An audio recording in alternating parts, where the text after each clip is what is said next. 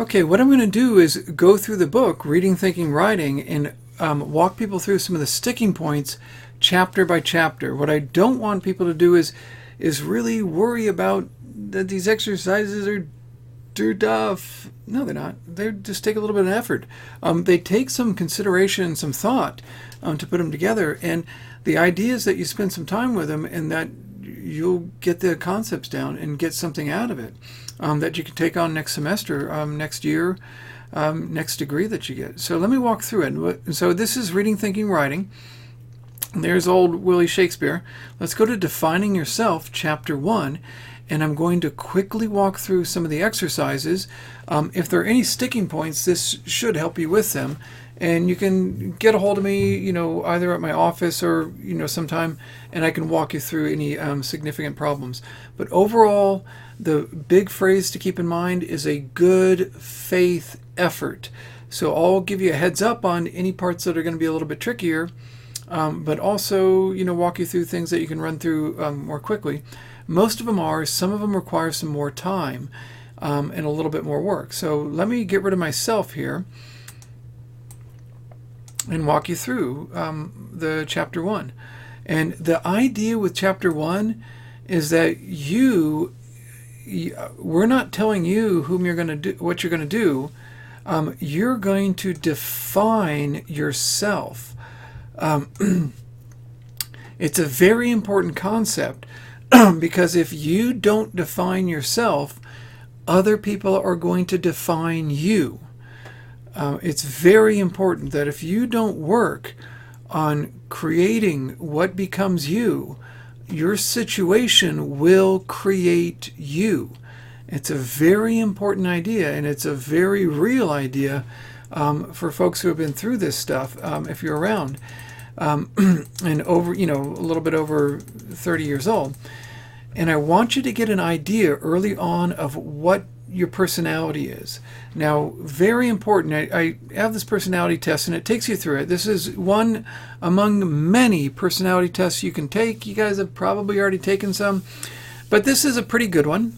And again, as this website points out, this is a good website called 538. Most of them are junk. Most personality tests you've taken are really lousy science. This one is pretty good, and the write-up on it tells you a little bit about it, and I advise you to read it. Most of you guys are probably going to jump to the actual test, and that's fine. Go ahead and take the test, and it's going to give you an assessment at the end and tell you who you are and a little bit about yourself, and you just answer basic questions on what you think. So, and it will tell you how extroverted you are, if you got negative emotions, things like that. And the very important thing to keep in mind with this is don't take the final results too seriously, but consider them. Okay, consider them. They're not baked in, they're not baked in bricks. So this is something to keep in mind. What did your assessment say about your personality? It might say that you have more positive outlook. It might say you have more negative. It might say you're generally this, that, or the other thing. It'll give you a basic background of what it thinks you are. And that's good. So these are the averages, right in here. And they do a pretty dang good job of going through it. But it's very important to keep in mind, don't think this personality test is, done, as in it's not determinate. It's not going to determine whom you become and what you are and who you are. So you will take an active role in creating yourself if you take that kind of assertive position that, well, that's something to consider, but I'm going to be pushing in this direction. Keep creating yourself. Keep in mind that if you don't do it, the circumstances around you and the people around you will create you. Okay? So keep that in mind. So it's not about, being the center of your universe like a 5-year-old kid, but it's about taking an active role. Okay? So you can see this. People who get educated tend to have more control over what they do. People who get more educated tend to not just make more, they tend not to be unemployed. In other words, they tend to move forward. So That's the thing to keep in mind about this. It's the beginning of a reflection to start thinking about yourself. That's what it is. Okay, that's what we're going with. Do you have a good idea of what you want to accomplish in college? And this is very important. If you do, great. If you don't, great. Yes, it doesn't really matter if you know what you want to do in college. I should say, if you do know, that's great. You can start moving in that direction. But if you don't know yet, don't let somebody else decide for you. That's okay. Start working on it, though. Take it seriously, figuring out what you want to do in college. It's time to start working on it. If you don't know when you get here, that's okay. But don't let your circumstances determine you. So you're going to start working towards those goals. And personality tests like that one, they're going to help you, figure it out. So, and then you start planning your goals, okay? So the other part of chapter 1 is this planning your goals. And I don't plan your goals for you. I don't tell you what to plan, but I break it down. And that you have short-term goals. These are things you have to take care of today, this week, this month. But you also have intermediate goals. These are the degrees you want to earn over the next 1 to 4 years, where you want to go to, if you want to transfer, or if you want to get, say an automotive degree, or if you want to, get your nursing degree, or maybe you want to transfer to Cal State San Luis Obispo, or, Berkeley or San Bernardino. That's up to you. This is one way to think about it. And I'll tell you right now, long-term goals are those 5 to 20 years. You don't have much control over those. But if you keep your short-term and your intermediate under control, the long-term tends to take care of itself. So that's kind of news for a lot of folks, but it's a tendency. So I'm not going to tell you what to do in short-term. I'm not going to tell you what long-term, intermediate or in the long-term. But I'm going to tell you, in most cases, when people manage their short-term goals, what you have to do this week and all that kind of stuff, and they contribute to your intermediate goals, and they take care of things that oftentimes don't contribute, but you just got to take care of it. Sometimes you just got to give your kids a ride to work or ride to school, whatever. That's you got to do that. But your intermediate need to be the focus of what you're doing. The intermediate need to be the focus of what you're undertaking, and your calling in life. And I give you this diagram because this is really how it works, and a very important task I want you to do, and you're going to be using this. You're going to research your academic goals, but you're going to also think about them, and you're going to have a professional discussion. In other words, a discussion with a professional in that field, and they are going to tell you more. And you're going to research more, think about it, discuss. This is a feedback loop. So you don't start one, it feeds on itself. You kind of know what you want to do, and because you kind of researched it, and you may have talked to some folks, but look a little bit more into it, dig a little bit deeper, find out more about it, think about it more deeply, and then talk to somebody who really knows. In other words, somebody who's done it. That's what this assignment's for. This interview here should be taken very seriously.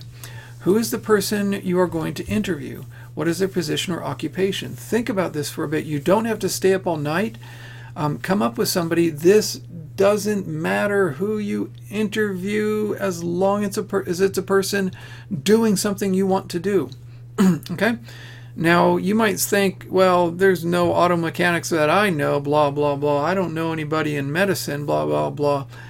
Yes, you do. And yes, you can find out very fast. Worst case scenario, if you want to go into a field and we've got a faculty member on campus, already in that field, in medicine, in automotive, in construction, technology, in the English department, in the philosophy department, or God forbid, wherever. Just call them up and talk to them. And this can be a relative. It can be a faculty member here. It can be, you could walk into a business. Pardon me, can I talk to the owner? You can do that. I've had somebody here talk to the president of the college, and yeah, you can do it. So give it some thought, and then find that person, call them up. Little warning, heads up. Some of the people you asked to talk to are not going to want to talk to you. They're going to tell you to buzz off, get out of here, call somebody else. Okay? In most cases, this exercise is probably the most useful exercise that you will complete all year long. You will talk to somebody in the field you want to go into, and that person will be thrilled to talk about what he or she does for a living, and to meet somebody like you who really wants to go into the field that they made their life's calling into. So that's probably the case. Don't be put off if somebody tells you to go away. That's going to happen. Just be polite and say thank you very much. Have a nice day. You don't need to go pissing people off and picking fights. Just find a good person and just keep at it. But again, I have kept this exercise in here because it's probably the most useful of all of the exercises in this complete book. Okay, so just so you know, researching your degree plans. This is part of that feedback loop. Take some time with your counselor and look into it. And this should be, you looking into it. Which major or degree you're planning on, look into it. Just see a counselor and just write your answers. Give a thoughtful answer, a good faith effort. I want to see a thoughtful answer, but you don't have to do everything. Just get it done, okay? So that this is useful for you. That's what I'm looking for. Some of you will want to transfer. Some of you don't want to transfer. So it's up to you. Either way, do the ones that relate to you. And then I go through a little bit on the balance and the distractions. And I want to mention to everybody, and I'll wrap it up here, that a little bit on this stuff is that keep in mind that family and friends provide the most distractions for you, okay? So keep that in mind. They do that. Don't take it personally. Don't get crabby with them, but keep that in mind. You'll have to manage your family and friends so that you can keep focused on your intermediate goals. Now, some of these, if you see an exercise like exercise 1-4, this is one thing I did. I created one. You can do this. When you come up with your schedule, and I'll show you this later on, I opened up a Word document, and then I insert. This is me making a schedule.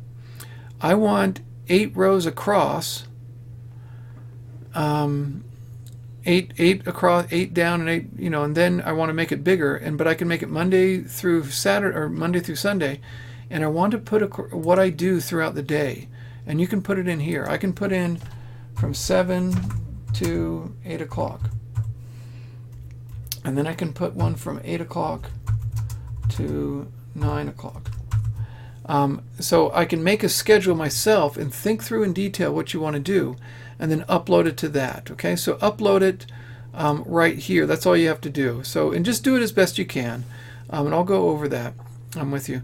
So do the best you can with this. Again, good faith effort, and I'll keep making these videos on the chapters. Okay, take care, you guys.